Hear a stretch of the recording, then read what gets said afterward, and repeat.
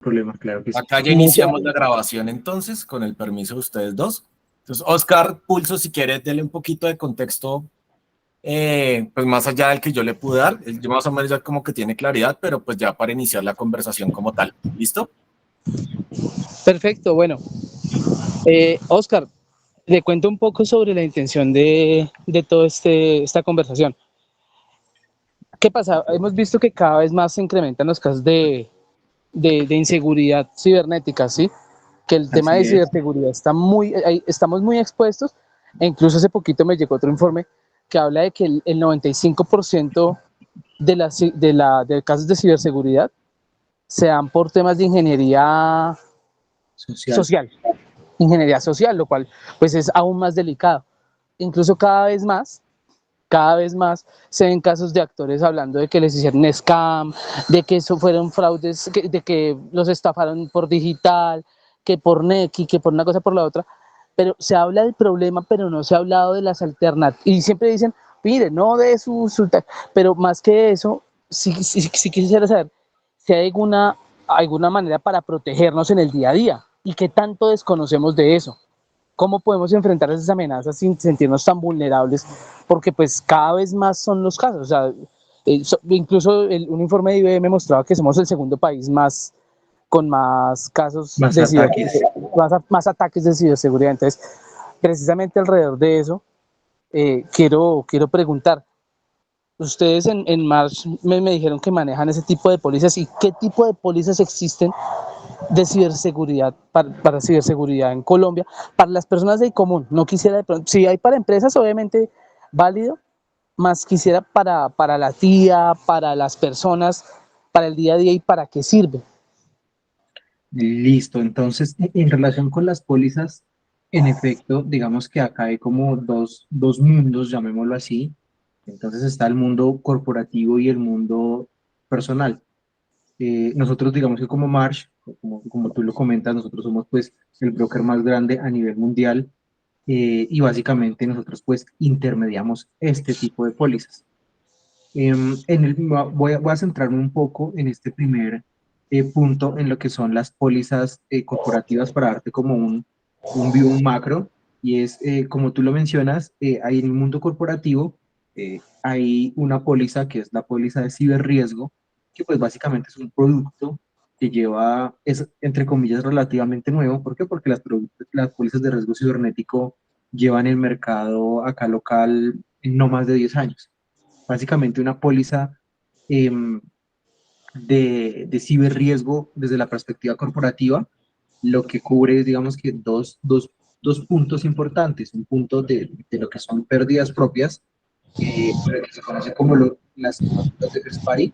Son coberturas que básicamente van a amparar a las compañías, y acá me gusta hacer un enfoque y puntualizar algo bien interesante, y es que muchas veces la concepción de la póliza eh, va o inherentemente jala la idea de que es un producto que tiene que ser una compañía muy grande, una multinacional, y acá en Colombia particularmente, que hemos visto positivamente que el mercado asegurador le interesa desplegar esas soluciones a las pequeñas y medianas empresas. Entonces, es decir, cogen esos productos con una perspectiva corporativa de multinacionales, de empresas muy grandes que tienen facturaciones de millones de dólares, y acá pues digamos que yo creo que indirectamente se genera un beneficio importante. ¿Por qué? Porque la MIPYME pues muchas veces son empresas que hoy en día pues sus ¿Y procesos no tienen un qué nivel cubren ahí esas alto. pólizas? Porque pues digamos que es sano como entender en qué consisten. Yo sí, y por otro detalle, antes de que entremos a las pólizas personales, eh, esas pólizas también van enfocadas hacia, por ejemplo, entidades, hacia lo del gobierno, hacia las entidades gubernamentales, pues entendiendo que pues en los últimos años han sido blanco varias de las entidades. Sí, acá, Oscar, la póliza, digamos que es una póliza que no es muy conocida. De hecho, hoy en día tenemos clientes que no tienen claridad. De hecho, hay clientes que ni sabían que existían. La póliza de riesgo cyber desde la perspectiva de las empresas y en las entidades estatales hay un punto, y ahorita te digo cuál es, algo que me parece muy, muy importante y valioso es que tiene dos mundos, lo que te decía, pérdidas propias y la responsabilidad civil. En pérdidas propias, básicamente lo que va a hacer la póliza es que va a recoger todos los impactos financieros materializados derivados del ataque y le va a dar ese salvaguarda financiero a las compañías. ¿Para qué? Para contratar servicios o desarrollar procesos de contingencia inmediatos y robustos para recuperar operación, para recuperar data, para restablecer servicios y demás. Entonces, está muy enfocada en eso. O sea, ahí hay temas de servicios forenses, hay temas de recuperación de activos, hay temas de restitución o restablecimiento de sistemas, que básicamente es lo que de manera gruesa se materializa cuando yo tengo un ciberataque materializado en la compañía. El otro mundo, que para mí es un punto muy valioso en relación con las entidades estatales, es la parte de la responsabilidad civil. Y es entender que cuando yo tengo data, tengo sistemas, no hay la primera compañía en el mundo que tenga data aislada, es decir, no tenga data de terceros. Y cuando yo tengo un ataque, pues esa data de terceros eventualmente se puede ver expuesta y se puede ver afectada. ¿Qué ocurre ahí entonces? Que la póliza, por ejemplo, en un evento de privacidad, es decir, hay una fuga, ya sea de data de otras compañías, de personas titulares de información, pues se pueden ver afectados indirectamente. ¿Por qué? Porque tú, por ejemplo, tienes o accedes a diferentes servicios y, por ejemplo, tú entregas tus datos a una compañía.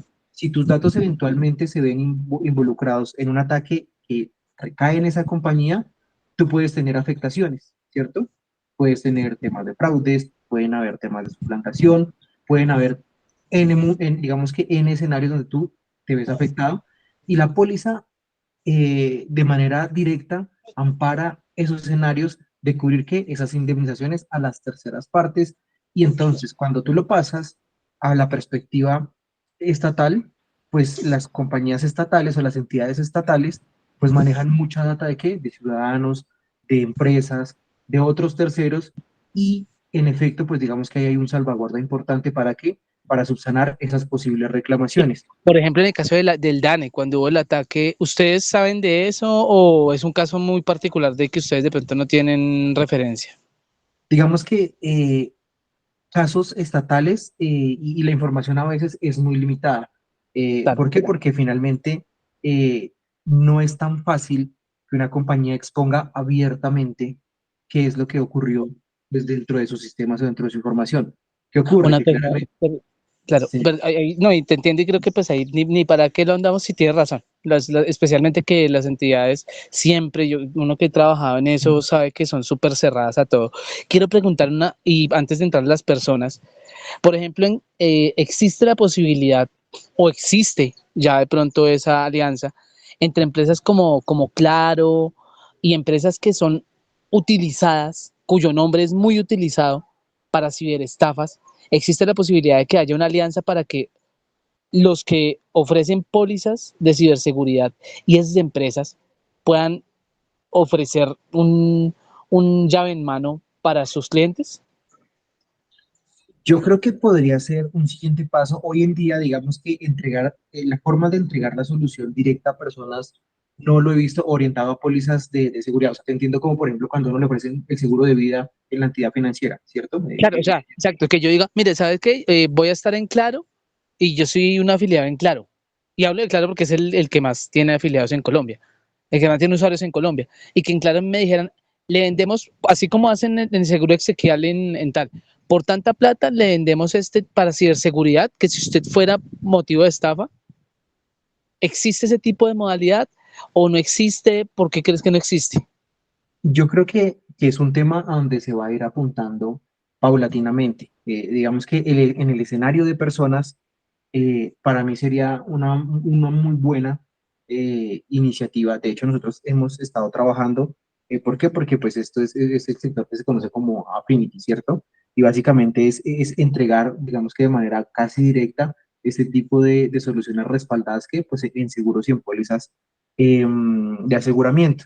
Entonces, yo creo que para allá es donde hemos estado intentando llegar y evolucionar el tema. Ahorita digamos que en Colombia la perspectiva de la póliza ha sido un tema que ha sido desarrollado más desde la perspectiva corporativa. ¿Por qué? Porque pues finalmente desde mi foco o desde cómo yo veo las cosas, la afectación crítica, ¿cierto? Y llamémoslo un escenario pues devastador con afectaciones grandes, pues ocurre es en las compañías grandes que almacenan grandes titulares y demás, pero esto digamos que se ve respaldado más de cara a la afectación que tiene directamente la compañía, que es que las posibles reclamaciones que le lleguen y también yo cómo respondo, porque finalmente yo creo que acá hay una debida diligencia que va en dos vías, ¿no? Y es cómo respondo hacia los terceros que se ven afectados por la fuga de información o por el ataque, pero por otro lado también, pues está mi celeridad en recuperar la data y en volver en asegurar pues toda esa infraestructura tecnológica. Entonces, Claro. para mí es un tema que va a ir evolucionando. ¿Para qué? Para que pues ya se convierta en un producto que desde la perspectiva de personas se vuelva un producto masivo. O sea, en personas, digamos, en este momento no existe como un foco en Colombia trabajado sobre este tema de las pólizas de ciberseguridad. En Colombia, digamos que conozco dos compañías que creo que tienen el producto, que es HDI Seguros Mundial, pero digamos que es un producto que si la masificación de la póliza de cyber desde la perspectiva corporativa es baja, yo creo que de personas es mucho más baja. De hecho, hizo parte de un estudio de mercado que yo realicé el año pasado y encontré que estas dos compañías, pues digamos que de manera me parece ¿Cuál interesante es la la otra? propuesta que Perdóname. tienen. ¿Perdón? ¿Cuál? Es que me dijiste HDI HDI, ¿cuál? y Seguros Mundial. Ah, ok. Entonces, digamos que todas las aseguradoras tienen pues las coberturas de sus productos en las páginas, eso es de conocimiento, digamos que directo vía la página oficial de las aseguradoras. Y pues claramente entonces cuando ya hablamos de personas, ahí hay algo bien interesante y es que pues hay otras coberturas que yo creo que son importantes. Una cobertura importante que yo creo que entraría a suplir parte de las necesidades de este mundo tan interconectado es lo que tú mencionas, los escenarios de fraude y de suplantación. Y es decir, no solamente cuando, no sé, acceden a mis datos, me roban mis credenciales y sale dinero, sino también cuando me están suplantando para adquirir algún servicio o algún tipo de producto, incluso de sector financiero, que finalmente, pues después, yo creo que nosotros hemos escuchado por lo menos de alguien cercano o algún conocido o en las noticias en general, que alguien perdió su cédula, por ejemplo, pasada hace muchos años, y sacaban 20 líneas de Claro, ya cuando llegaba el cobro jurídico por parte de Claro, porque pues claramente pues, se había generado todo este proceso de suplantación de identidad y pues claramente pues la persona ni siquiera se daba por enterada.